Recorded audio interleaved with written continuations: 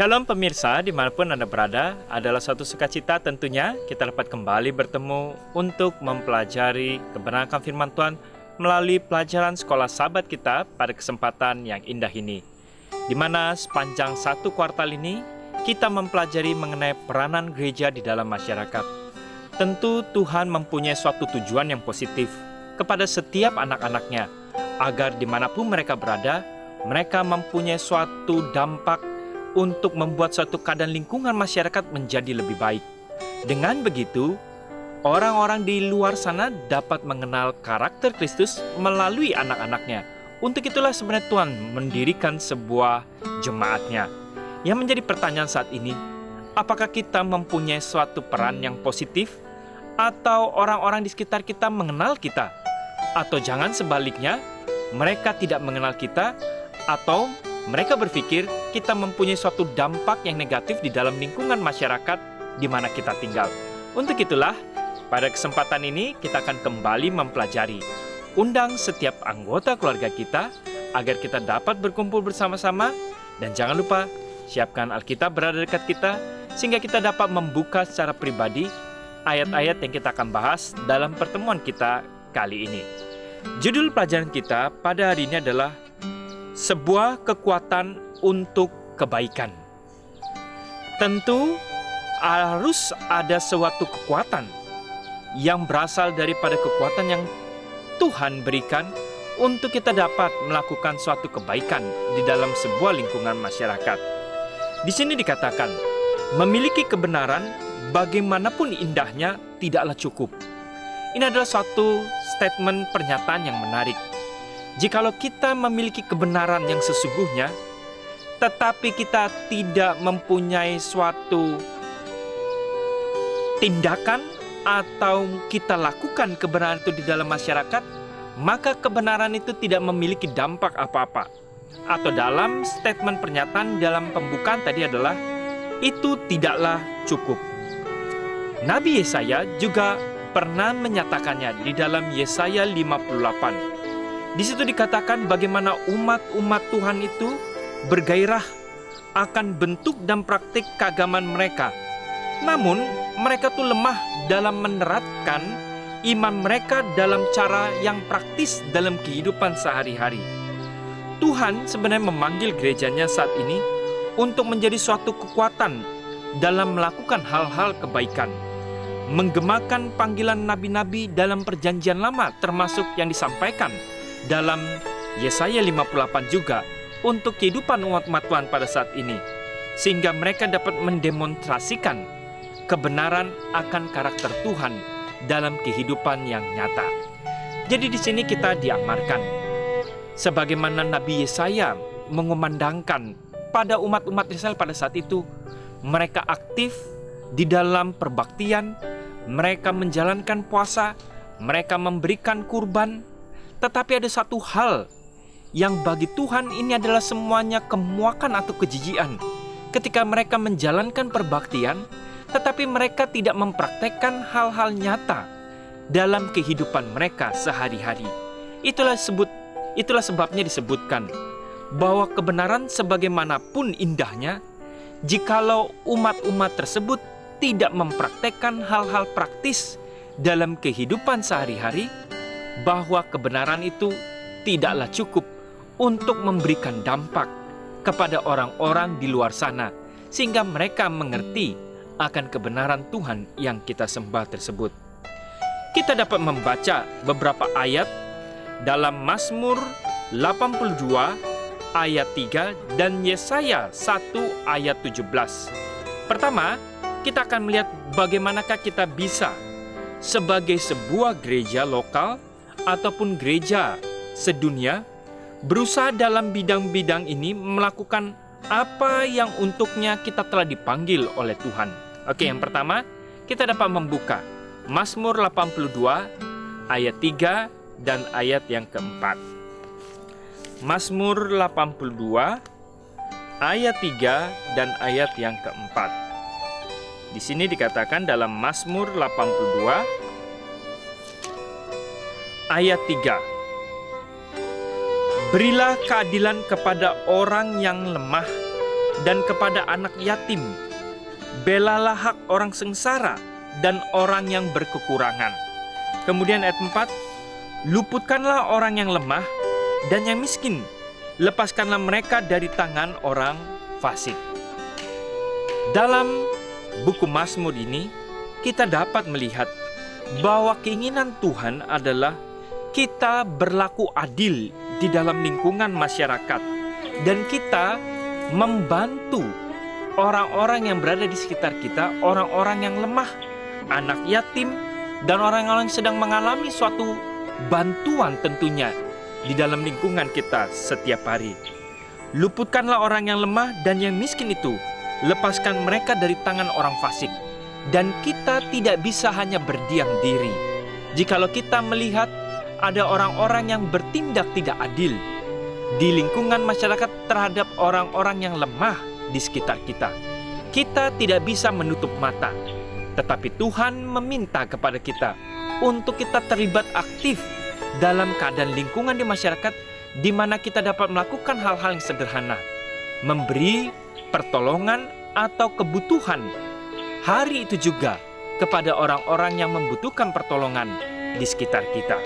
Kemudian kita juga dapat membaca Yesaya 1 ayat 15 sampai ayat yang ke-18.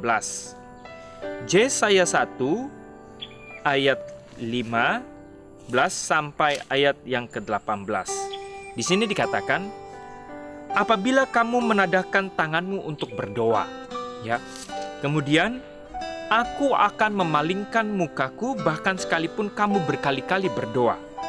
Aku tidak akan mendengarnya sebab tanganmu penuh dengan darah.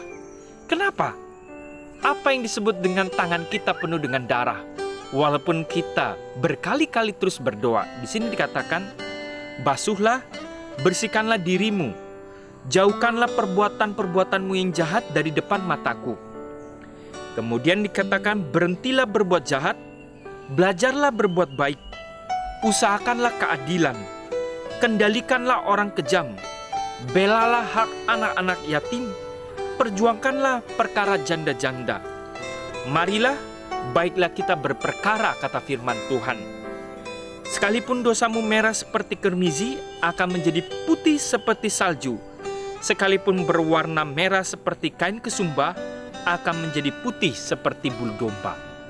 Inilah sebenarnya yang merupakan kesenangan bagi Tuhan.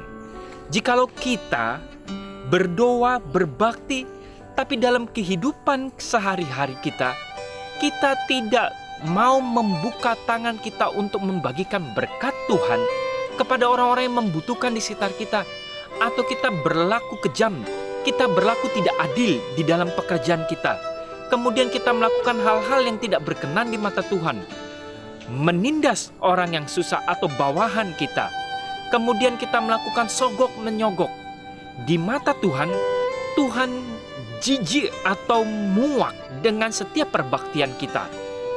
Dan Tuhan sangat senang jikalau kita melepaskan belenggu orang-orang yang susah. Ini hal-hal yang praktis, membuka tangan kita menjadi saluran berkat, memberi kecukupan kepada mereka yang membutuhkan hari itu juga. Dan Tuhan mengatakan, marilah kita berperkara. Dosamu itu akan ku basuhkan. Sebagaimana Tuhan melihat kita peduli terhadap sesama kita. Dan itu merupakan karakter Tuhan, mengasihi setiap umat manusia dan memberikan akses untuk mereka mempunyai gambaran dan citra Tuhan. Untuk itulah Kristus mati, agar kita memiliki citra dan karakter Tuhan. Tapi bagaimana kalau kita hanya sekedar label kita beragama, tapi kita tidak mempraktekkan hal-hal praktis dalam kehidupan kita sehari-hari? Tuhan mengatakan bahwa mereka adalah orang-orang yang munafik, dan Tuhan keji atau jijik sebenarnya melihat doa-doa yang kita utarakan. Bukan karena Tuhan tidak mengasihi kita, tetapi kita tidak mau berubah untuk memiliki karakter seperti Kristus. Karakter kita tetap sama seperti si iblis, bapa penipu tersebut, yang selalu memutarbalikkan akan kebenaran daripada karakter Tuhan tersebut.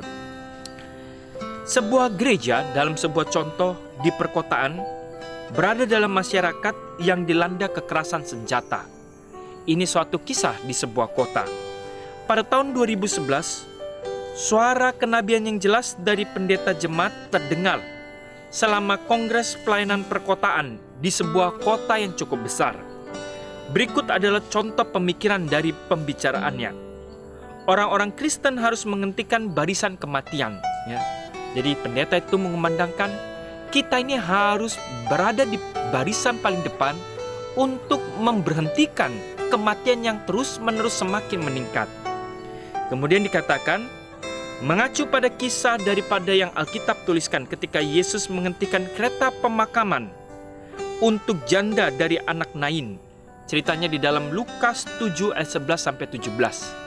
Sebagaimana Yesus memberikan suatu kehidupan, dikatakan umat-umat Tuhan juga harus memberhentikan proses kematian yang semakin terus meningkat. Kita harus mempunyai suatu peran di dalam lingkungan masyarakat. Dia menjelaskan bagaimana gereja tidak bisa duduk hanya bermalas-malas, sementara kekerasan jalanan meningkat di masyarakat. Dia bertanya kepada para pendengarnya, apakah kita sekedar gereja yang berdiri untuk menyampaikan pidato yang berisi puji-pujian saja? Bukan bertanya kepada Tuhan, mengapakah engkau mengizinkan penderitaan? Kemudian Tuhan akan berkata, mengapa Anda mengizinkan penderitaan? Ya. Jadi ketika kita bertanya, Tuhan mengapa engkau mengizinkan penderitaan? Sebenarnya Tuhan lagi bertanya kepada kita, mengapa kita yang disebut anak-anaknya ini hanya bermalas-malasan dan mengizinkan penderitaan itu semakin banyak tanpa kita mengambil suatu action? Karena Tuhan sedang mau menggunakan anak-anaknya untuk memberikan contoh. Karena ketika Kristus hadir di dalam muka bumi ini, Dia selalu bertindak praktis untuk menghentikan juga kematian tersebut. Ini juga peran daripada setiap anak-anaknya. Gereja ini juga sangat aktif dalam pengembangan masyarakat. Selama 7 tahun, para paduan suaranya, daripada mereka hanya bernyanyi di gereja, mereka keluar ke lingkungan masyarakat. Mereka memberikan puji-pujian untuk memberikan semangat dan memberikan suatu kesembuhan bagi orang-orang yang sakit. Paduan gereja bukanlah hanya bernyanyi di dalam bangunan, tetapi mereka memberikan penghiburan kepada orang yang susah, kepada orang yang sakit, dan memberikan semangat kepada orang yang putus asa. Kemudian, mereka membagikan juga brosur, menawarkan pelayanan-pelayanan, dan mereka memenuhi kebutuhan-kebutuhan orang-orang yang berada di lingkungan sekitar mereka. Kebutuhan hari itu mereka cukupkan, dan Tuhanlah sebagai sumber berkatnya, tapi mereka membuka tangan mereka, membuka dompet mereka, bukan hanya menutup untuk kepentingan diri sendiri atau keluarganya saja, tetapi mereka membuka untuk kepentingan masyarakat. Dan masyarakat baru mengenal siapa itu karakter Kristus di dalam diri anak-anaknya. Dari bersentuhan dengan lingkungan mereka ini, gereja membantu lingkungan mereka dalam berbagai cara yang sangat menguntungkan mereka yang membutuhkannya. Melalui banyak program yang bervariasi, gereja membuat satu perbedaan besar dalam lingkungan bermasyarakat. Gereja ini hanya satu contoh dari banyak cara yang tentu kita juga dapat lakukan. Sebagai tubuh gereja, bisa menjadi satu kekuatan pelayanan dan penyembuhan di masyarakat, jikalau kita mau merasakan apa yang Yesus lakukan ketika Dia hidup di dalam dunia ini.